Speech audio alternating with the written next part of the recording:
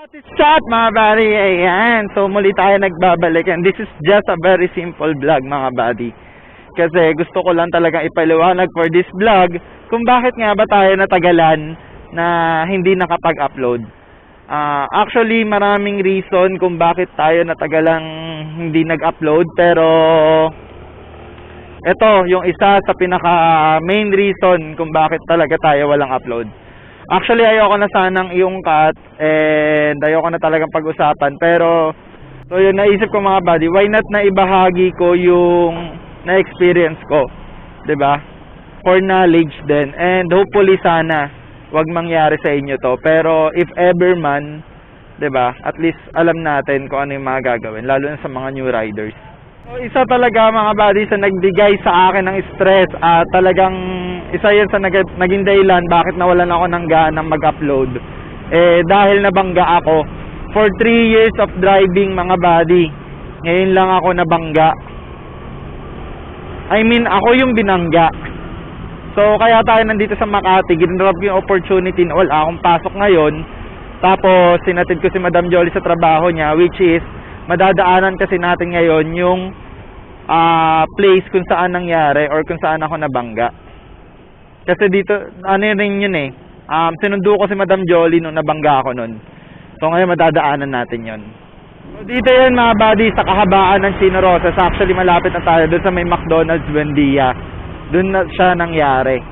So bago ko ipaliwanag, gusto ko muna explain kung paano ba yung nangyari. Pero mas maganda siguro pag nandun na tayo sa mismong place. So anong nangyari nun mga buddy, since 5 o'clock yun, 5 or magsi 6, traffic kasi rush hour. So dito sa part na to mga buddy, sobrang overflowing yung traffic. Kaya mabagal yung takbo ko, kaya imposible talaga na nag-sudden stop ako. Kasi yan, parang ganito lang takbo ko nun dahil lang traffic talaga. Actually ito nakikita nyo yung traffic ngayon mga buddy, mas traffic pa dyan nung nangyari yun.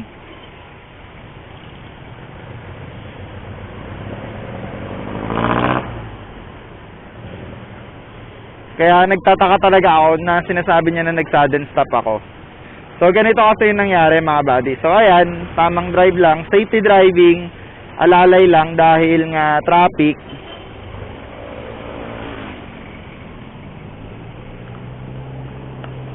Tapos ito mga buddy yan, dito pa lang sa part na to. Ayan, first lane ng pedestrian mga buddy, ito yan yung nakikita nyo ngayon sa screen. Diyan pa lang nagdilaw na yung stoplight. Kaya nag-slow down na ako.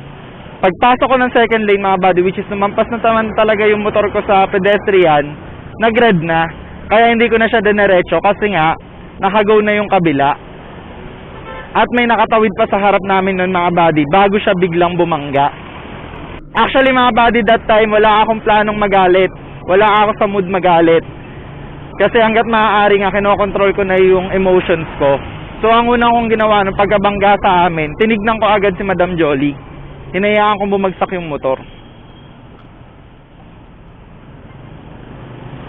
Nung nakita kong safe naman si Madam Jolly at wala rin naman nangyari sa akin dahil nakahinto na nga at mabagal lang din naman yung takbo, sa ako na inasikaso. So makikipag-usap sana ako ng maayos mga buddy, kaso paglabas niya, hindi ko na agad nagustuhan yung sinabi niya. Pagkalabas niya na sasakyan, ang sinabi niya agad sa akin mga buddy, berde pa lang, huminto ka na. Sabi ko, boss, di ako tanga. Sabi ko, kung nasa intersection ako at nagdilaw yan, idediretso ko yan kasi alam kong alanganin na.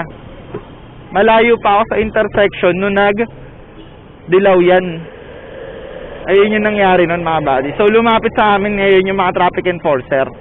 And luckily, kinampihan tayo ng mga traffic enforcer dahil nga nakita naman talaga nila yung nangyari, na stop na, saka siya bumangga. So pinagilid kami, and during that mga buddy, wala talaga ako sa mood mag-isip dahil that time is namatayan kami, yung lola ni Madam Jolly, kaya nagmamadali din kaming umuwi. So sabi nung enforcer, ano bang plano mo? Pag nakipagsundo ka, wala na kaming habol dyan. So maayos naman naging usapan namin nun mga buddy. Ang sabi ko sa kanya, siya bahala, ano ba may offer niya.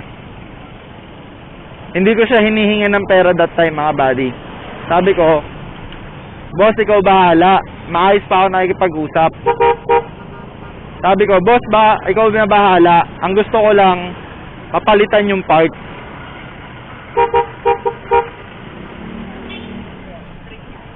Yung parts na nasira sa motor ko, which is yung taillight basag mga buddy, saka itong fairing sa gilid.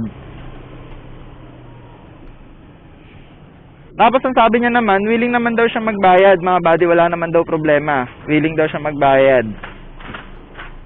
So nagkasundo na kami, sabi ko, tapos tinatanong niya ako, paano daw yung sasakyan niya kasi may tama nga rin daw.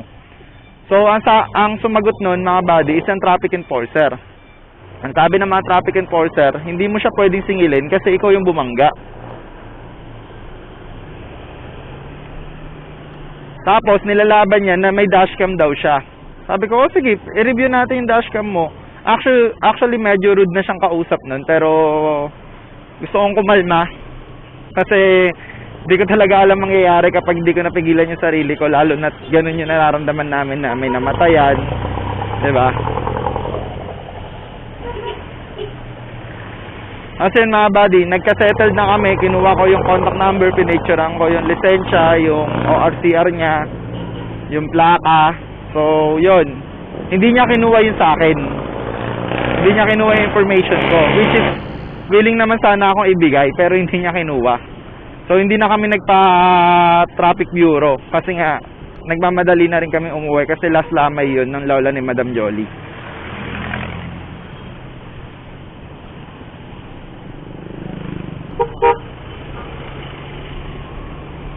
So pag uwi ko mga buddy, ayan, nakakapag-usap na kami, saka ko lang sinabi na may tama yung side clearings kasi doon ko lang nakita dahil medyo madilim na nga at paggabi na. So nung sinabi niya, boss, ang usapan natin taillight lang. Sabi ko, yes sir, walang problema sa akin yun. Okay na sa akin yung clearings.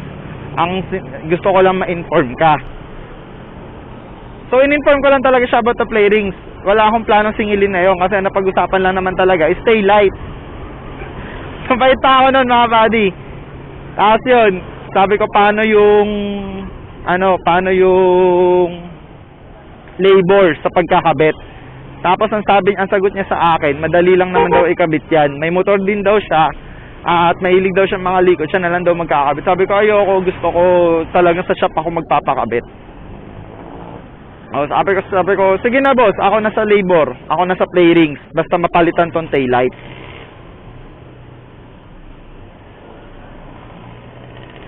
So yun mga buddy, pumayag na ako. Taillight na lang talaga sagot niya kahit na ang ina-advise sa akin ng mga traffic enforcer nun mga buddy, papalitan lahat ng damage.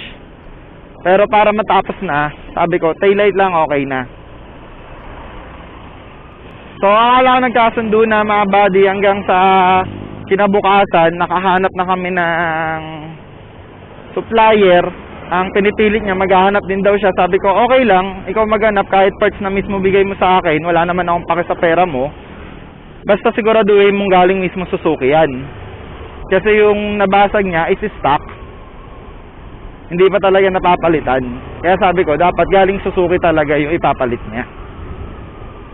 So yun mga buddy, well, I don't care sa money. Wala akong pake sa pera, hindi ko siya gustong perahan. Gusto ko lang mapalitan talaga yung parts.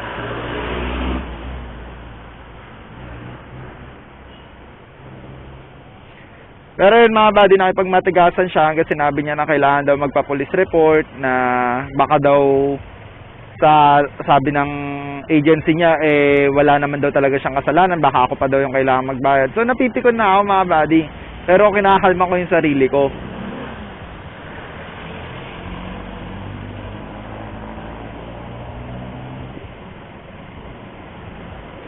Hanggang nagsabi pa siya na magkita daw kami para lang daw picturean yung lisensya ko. Ang kaya sabi ko sa kanya, pwede namang online bibigay ko sa iyo Facebook ko, bibigay ko sa iyo Viber ko.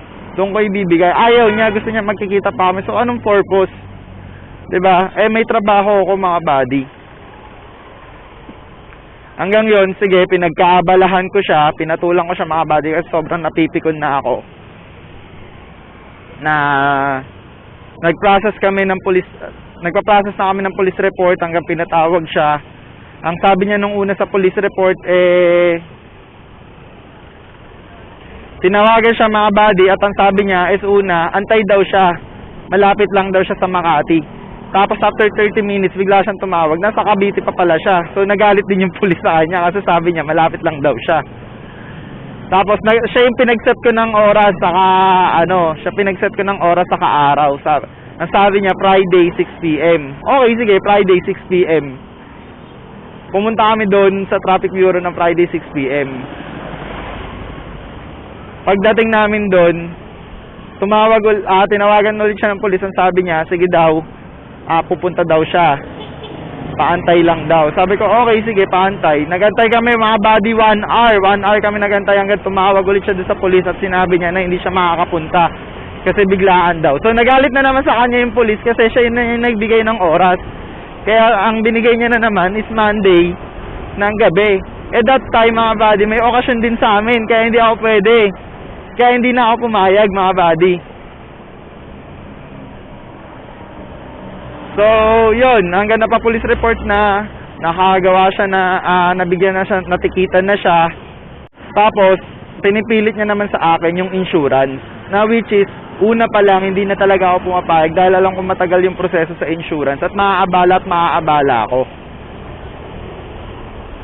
So, wala akong nagawa. Okay, sige, pagbigyan, insurance. Pero sagot niya na lahat ng damage, pati labor. So, insurance. Okay na. Naka 3 weeks after nung police report, hindi tumatawag yung insurance. Kinukulit siya ng kinukulit hanggang tinakot ko na siya na kakasuhan ko na siya. Kinabukasan nun mga buddy, dun lang tumawag yung insurance at sabi ng insurance mismo, kaka-file lang daw. So, di ba? Nakakabanas mga buddy, pinipilit mo maging mabait, pero yung mga taong nakakasalamuha mo yung hindi mabait sa'yo. Parang sinusubukan talaga ng tadhana yung pasensya mo, di ba? So, yun. Hanggang ang daming inihingi ng insurance, akala ko okay na, tumagal ng tumagal hanggang sa may expired na yung rehistro ko at kailangan ko ng parehistro to, hindi pa rin nagagawa yung taillight ko. So umabot yun ng 2 months at nag-decide na ako na sige na ako na magpapapalit. Hindi ko nahabulin yan, okay na sa akin yung natikitan siya, at least nabigyan siya ng leksyon. So yun mga buddy, lesson learned lang siguro, wag naman sana, pero if ever na mangyari sa inyo at alam nyo namang nasa tama kayo, huwag kayong papayag mga buddy na hindi kayo magpapapolice report at walang kasunduan na mangyayari kasi wala kayong pinang-ahawakan. Yun yung mali ko mga buddy. Oo, ayoko na rin magpaabala kasi sa trabaho ko. Mga buddy, hopefully nakatulong tong vlog na to and yeah, I promise na tuloy-tuloy na tayo. So this is Ray Limoto. Peace out, ride safe mga buddy. Sana may natutunan kayo sa vlog na to.